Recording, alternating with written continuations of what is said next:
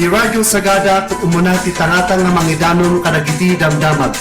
Ti 104.7 FM, idanon mi kada kayo ti madam. Naimbag nga agsapay ti amin nga dumdumngeg, dito'y 104.7 FM, Radyo Sagada. Ti oras tayo apo kat 3 minutos kalpasan ti oras ti alas 7. Ngay sumat ti oras nga manang panang ipadanon tayo, ikadagiti damdamag ita nga agsapa. Dito'y ni Gwen Gaungan for the morning news. Ngaro dagiti paulo dagiti damdamag para ita nga agsapa. Maika enem nga aldaw iti bulan ti Hunyo 2026. Naipaay a flu vaccines ti MHO Sagada mangited bilag iti panagserbida iti publiko. Naipaimay ti Kayan West ti multipurpose building manipud iti PAGCOR. Aprobado tinapabaro nga Organic Agriculture Ordinance ti Benguet. Gingined na riknay ti rabii dito'y Montañosa. Nakamag ti may pagpagarap nga illegal recruiter sa Jai probinsyan ti Kalinga. Narecover ti pulis sa dagiti armas ti may pagarup nga imbakan ti NPA sa Jai Cagayan. Panawagan para iti accountability ken transparency iti gobyerno kid daw ti manu a residenten ti Baguio. Iti tungtungan nasyonal, maparubuat itang aldaw ti panagdengeg ti Senado iti impeachment ni VP Sara Duterte.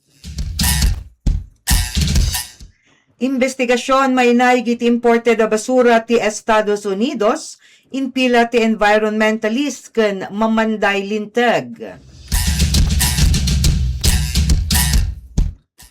Tignay protesta iti seremonya ti panagturpos sa JUP nang kondinari ti kumarkaro a krisis ti Pagilian. Sa Jai Benguet, palagip kadagiti motorista nga ganad ti lungun nga inkabilda iti igid ti kalsada. Para iti maudiada, magita nga agsapa ket update iti weather conditions.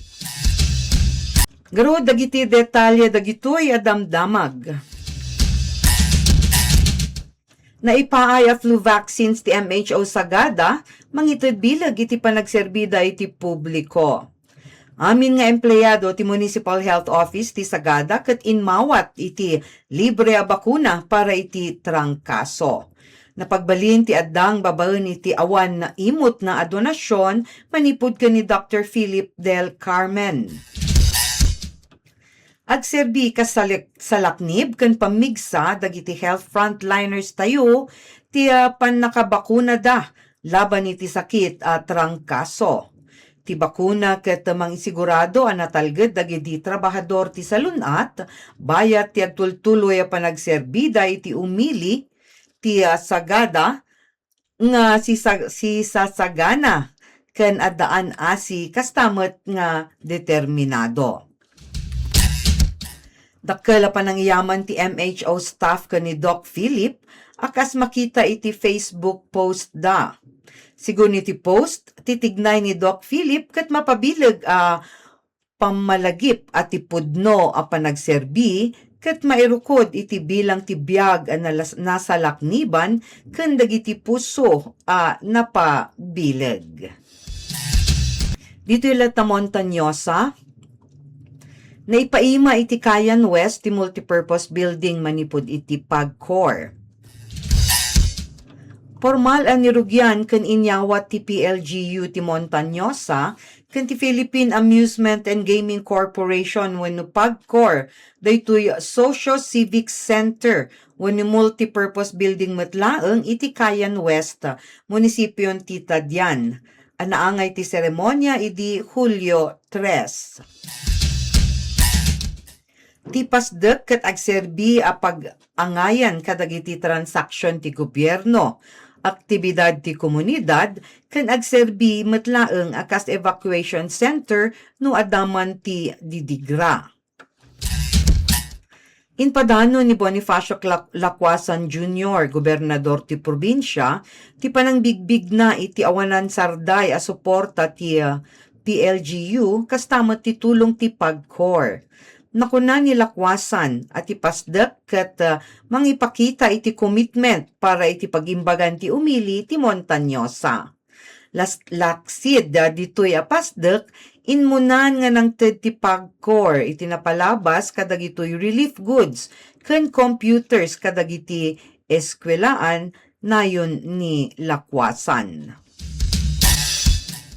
Iti met mensahe ni Maximo Dalug Jr., kongrehista ti Montañosa, nga inyipkas ni Dionisio K. Wacdison, ti pasdek ket nang patalged iti kinaimportante, ti panagpabileg iti pagtinulungan ken panagparangay iti serbisyo publiko. May samot a simbolo ti pasdek iti talek, binadang ken panagkaykaysa. Iti probinsya ti Kalinga, nakamag ti may pagpagarap nga illegal a recruiter. Inaresto ti Philippine National Police ti may sa ababay a pugante ang nailista akas number 5 provincial most wanted person ti Kalinga. Naipatungpal ti manhunt operation idi Hunyo 25 sa Jay Barangay Junction, Pinukpok, Kalinga. Ti operasyon ket insayangkat ti CIDG Apayao Provincial Field Unit, Regional Intelligence Unit 14, kanda dumapay a unit ti lokal a kapulisan. 8 nga warrant of arrest iti akusado ti naidatag ken kuana. Dagitoy ket adda ijay Quezon City, La Trinidad iti Benguet, Pasig City, Pampanga ken Batangas iti nagbaetan ti 2023 ingana iti tawen 2026. Naidulin itinagan nga alias Kara, babae ken residente ti Pinukpok ti naaresto. Mapasango isuna iti 20 ken 6 nga bilang ti panaglapsing iti batas sa pambansa 22. Sumangumutla iti pamabasol gapo iti illegal recruitment, estafa, carnapping, ken falsification of public documents. Ti akusado ket awanan lisensya amang recruit kadagiti trabahador para iti balasiw taaw. Ti baliging operasyon ket mangiladawan iti PNP focused agenda. Maysta nga estratehiya ang nadisenyo tapno agbalin ang naurnay. Narnoay, responsable ken profesional ti serbisyo dagiti kapulisan. Dito'y manen Montañosa, gingined na rikna dito'y idirabii, aftershocks saan nga manamnama.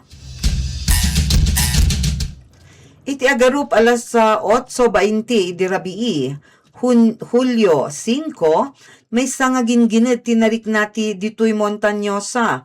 Sigun iti Vox, magnitude 3, daytoy nga addaan ti kauneg nga 10 kilometro. Ti epicenter ti ginginid ket 5 kilometro northeast ti munisipyon ti Busaw. Awan ti damages nga na-report ken awan metlang ti aftershocks mapasamak. Posible nga nariknada ito ay ginginid akas may nga bigla panagtignay ken adaan ti basit nga gurud nga narikna. Ito'y amyanan a Luzon. Na-recover ti pulisya dagiti armas iti maipagarup nga imbakan ti NPA. Na-recover dagiti otoridad dagiti armas, bomba ken bala ang mapatapatta nga inlemeng dagiti kameng ti Communist Party of the Philippines, New People's Army, iti maysa nga nasulinak a lugar sa Jagataran, Cagayan. Nasarakan natin nadakamat nga imbakan ijay sitio Liaga, Barangay Mabuno, kalpasan ti maysang operasyon ang naibatay iti intelligence impormasyon.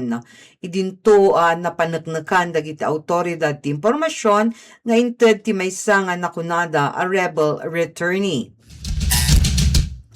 Ti operasyon kat indadauluan ti Police Regional Office 2, babawen iti 2nd Cagayan Provincial Mobile Force Company, iti tulong ti Gataran Municipal Police Station, Cagayan Provincial Explosives and K9 Unit, Police Intelligence Team ti Cagayan North, Regional Intelligence Unit 2, ken ti 17th Infantry Battalion ti Philippine Army 5th Infantry Division. Inpalawag ti pulisya adaytoy ang nasulinang kalugar ket nagserbi a pagnaan, ruta ti panagbiyahe, ken temporaryo a paglumangan dagiti maipagarup a kameng ti NPA gapu iti napuskol a kabakiran ken narigat a pagnaan. Patyen dagiti investigador a dagiti armas ket nairanta maalamanen para iti masangwanan nga armado nga operasyon. Dagiti na-recover iti dayta lugar ket pakairamanan ti tallo nga M76 high explosive rifle grenade, upat a 40mm high explosive rounds, 7 nga 12 gauge shotgun shell, 20 rounds ti 7.62mm ammunition, 134 rounds ti 5.56mm ammunition, 2 nga non-electric blasting cap, 2 a caliber 38 revolver, may nga improvised nga shotgun, karga ti magazine sa ti paltog, ken may nga 12-volt wet cell battery, ang nabalkot iti plastic.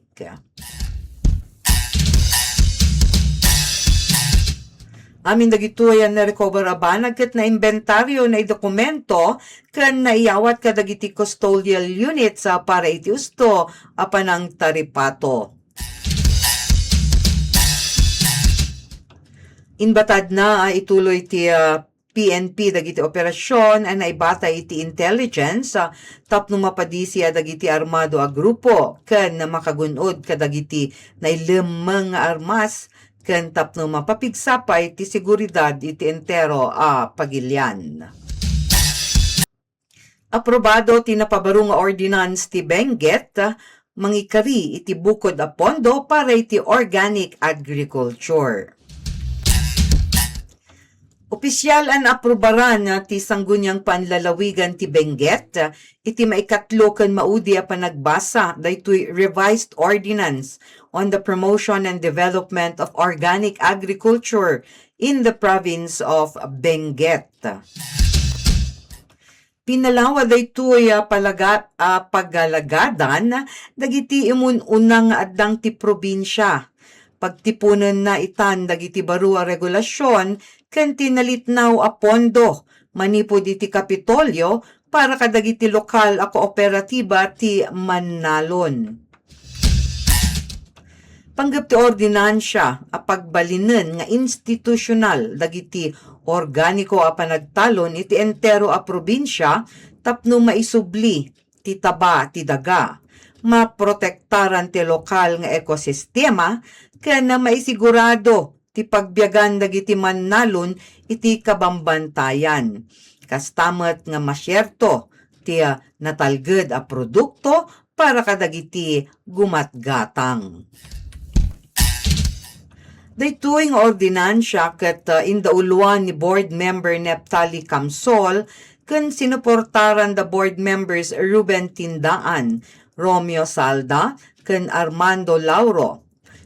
Sigun ken Camsol awan ti nagsubalit wenno sinaludsod iti daytoy atignay sakbay ti maudi nga pannakaaprobar na gaputa direkta a naikabit ti patakaran iti pondo ti probinsya.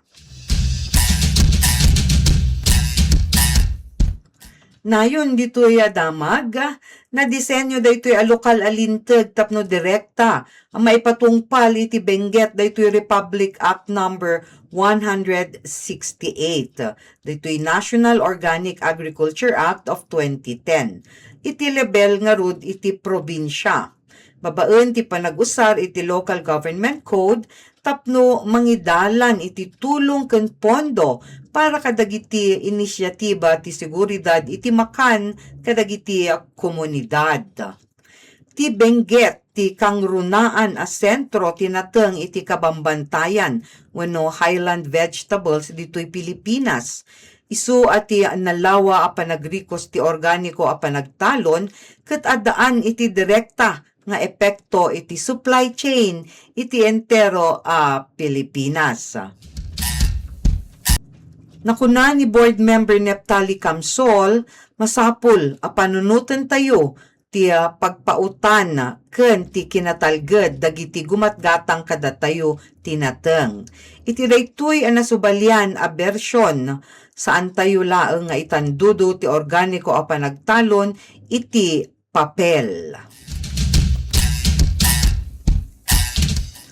Sigun iti datos manipod iti Cordillera Organic Agriculture Research and Development Center ang mabirukan sa Benguet State University, nakarehistro ti Benguet iti nasurok 4,000 nga organic agriculture practitioners agsipud pa idi tawen 2018. Daytoy baro alinteg ket panggep na a husto a suportaran dagiti agdama a mannalon kastamot kadagiti kayat da mangipadas iti organic agriculture ken daytoy legal a protection ken pondo ti gobyerno tapno mapalawa pay ti organic agriculture. Iti syudad ti Baguio, panawagan para iti accountability ken transparency iti panagserbi ti opisyal kini daw nga rod ti manu a residente. Nag-uurnong ti manu nga residente ken progresibo a grupo ti Baguio tapno dawaton da ti accountability wenno panagsungbat dagiti opisyal ken transparent a panagserbi manipod kadagiti opisyal ti gobyerno nang runang kadagiti nairaman wenno adda ti pakainaigan iti maipagarup nga iskandalo ti flood control projects. Narami daytoy bayat ti talakayang bayan para sa katotohanan at pananagutan sa Sangkabalayan Hall, Baguio Cathedral, idi Kalman, Hulyo 5. Nakuna dagiti nakipaset akayat da ti makangeg iti konkretong update ken makakita iti agpaypayso a progreso sakbay ti maikapat a State of the Nation address wenno sona ni President Ferdinand Marcos Jr. Mainaig nga rod itoy nasaknap nga aligasyon ti corruption. Nayon adawat daday ito'y panakaikat ni Vice Presidente Sara Duterte iti akem na. Dagiti damag iti amyanan a Luzon ken iti Cordillera. Dagitoy nga rod ti detalye met dagiti damag nasyonal. Nga rod maparubwat itang aldaw ti panagdengeg ti Senado iti impeachment ni VP Sara Duterte. So itang Lunes, Hulyo 6, 2026, iti alas 2 ti malam, formal maurnong ti Senado kas may nga impeachment court. Tapnurugyan ti naipakasaritaan wano historical pananglitis kani Vice Presidente Sara Duterte. Kasa kauna-unaan nga opisyal ti Pilipinas anang sango iti maikadwa nga impeachment manipod iti Kamara. Sangwen ni Duterte ti upat akadadakkel nga articles of impeachment. Umuna ti maipagarup sa lungasing panag-usar iti 612.5 million pesos confidential funds. May kadwa, saan an mailawlawag kinabaknang ken biddot iti tungtungan iti SALN. May katlo, panagsukit iti pondo sa Departamenton ti Edukasyon ken dagiti seryoso apangta iti biag maibusor ken ni Presidente Marcos Jr. ken dadumapay nangato nga opisyal. Ti panakabasol iti uray may salaeng a pamalas kan daytoy makaala iti 2/3 a majority wenno 16 a butos manipod iti 24 a senador nga huwes metlaang dito impeachment adagos amang pukaw ken kuana ti akem ken permanente nga panangikat iti panaggandat nga agserbi iti opisinan ti publiko.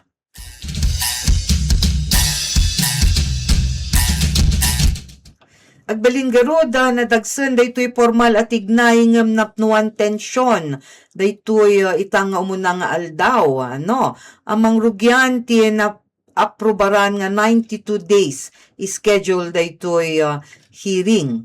Iti sidong ti manamnama apan ang idaulo ti Senate President Sherwin Gatchalian akas presiding officer, maipakita iti umunang nga aldaw ti formal a roll call dagiti senador, mapagpabigbig dagiti abogado iti agsumbangir a dasig, sinumbangir nga side, ken dagiti opening statements amang iladawan iti estratehiya ti tunggal maysa maipapan iti hearing.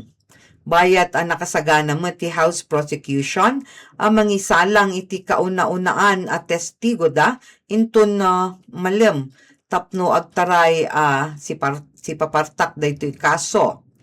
Inbaga metlang ti defense team ni Duterte at umanor laeng isuna a personal iti Senado no kasapulan. Ket kadagiti abogado daytoy ti umuna nga salpukan wenno panagsinnabat ti agsumbangir nga sides.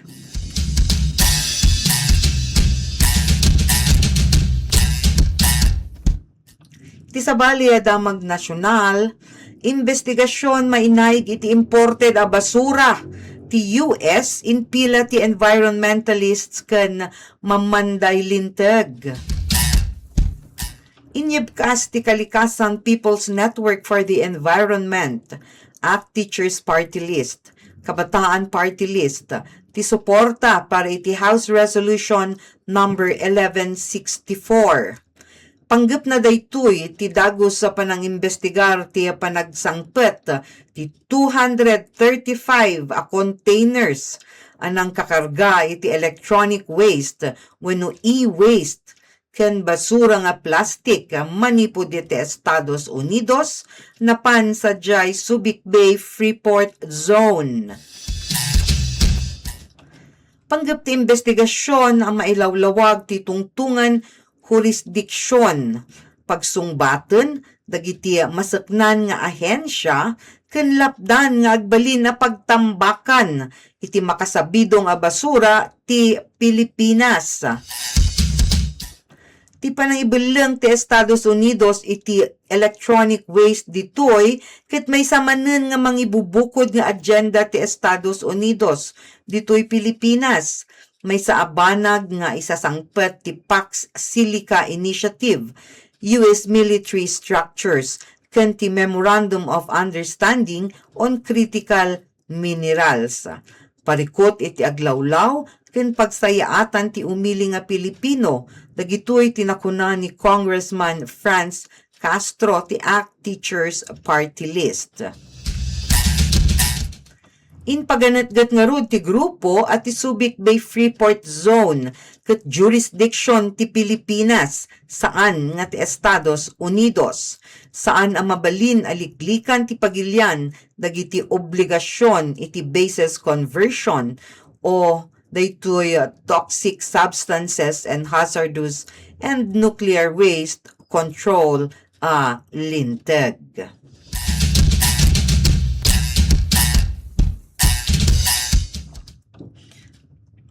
Ngaro di ti probinsyan ti Benguet na isang sangayan nga warning device ket palagip kadagiti motorista nga agannad daytoy lungon nga ingkabilda iti igid ti kalsada.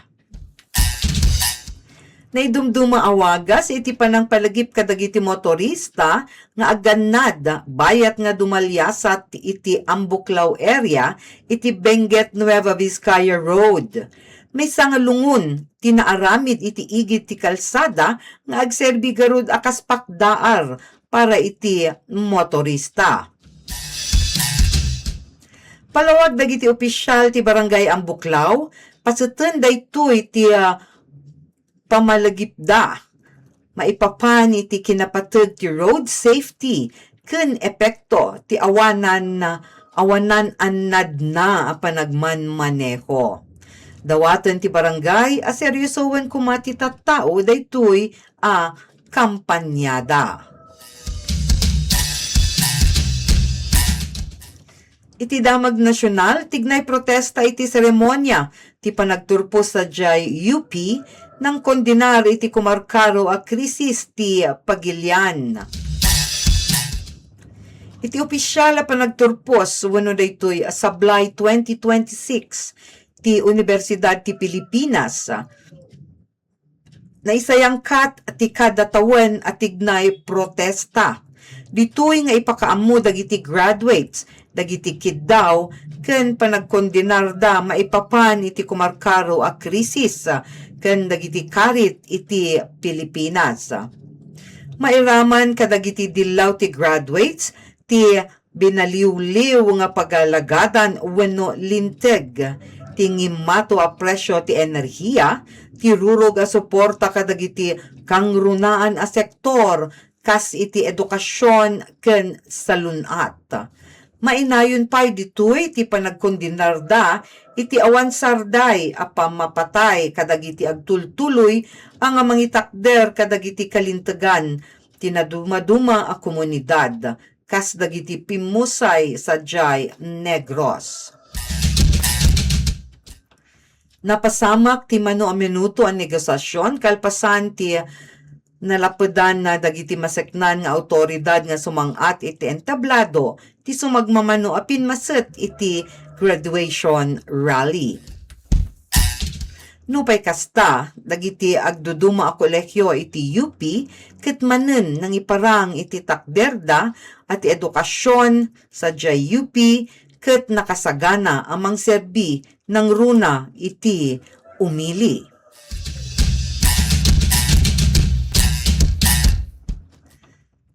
Damagmet kasilpuy iti kasasaad ti aglawlaw. Batay iti Pag-asa Weather Bulletin idi alas 5 itatay nga agsapa, ti easterlies at ti mangitunda iti naulap adaya nga adaan sumagmamano nga panagtudo ken thunderstorms iti Cagayan Valley, Bicol Region, Aurora ken Quezon. Naipanamnama nga makapadas iti lokalisado nga thunderstorms, naulap a kasasaad ken sumagmamano a panagtudo sa jemutlaeng Metro Manila ken amin nga paset ti Pilipinas. Nagbalaag ti Pag-asa ang mabalin makagapu ti tudo, iti flash floods ken landslides. Kasilpumat iti panagtignay iti Super Typhoon Bavi, kat adalata daytoy iti RUAR ti Philippine Area of Responsibility wenno PAR. Adaan iti maximum sustained winds wenno angin iti 205 kilometers per hour ken bugso ingana iti 250 kilometers per hour daytoy a Super Typhoon Bavi. Posible nga makastrek iti PAR no Philippine Area of Responsibility no bigat ngem saan nga naipanamnam mga aglandfall wenno mapan iti katagaan ti Pilipinas sa daytoy nga bagyo. No sumurot nga rod iti Philippine Area of Responsibility ni Super Typhoon Bavi, maawagan daytoy nga Super Typhoon Inday. Agtigtignay daytoy Super Typhoon paturong iti Guam ken Northern Marianas nga agpadang agsagsagana para iti awagan da nga Category 5 nga cyclone.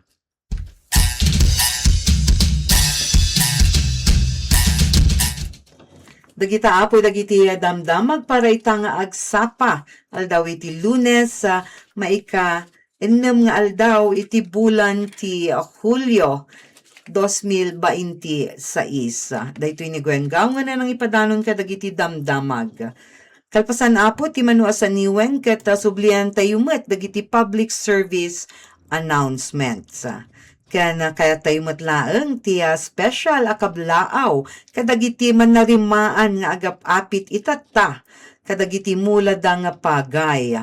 Sapay ta nasayaat ita ti apit tayo ken nya naganan agawaan tayo apo ti panag-apit ta daytoy garud posible ti panagtudo gapo iti bagyo Super Typhoon Bavi wenno Inday. No, apamansan murak daytoy iti Philippine Area of Responsibility.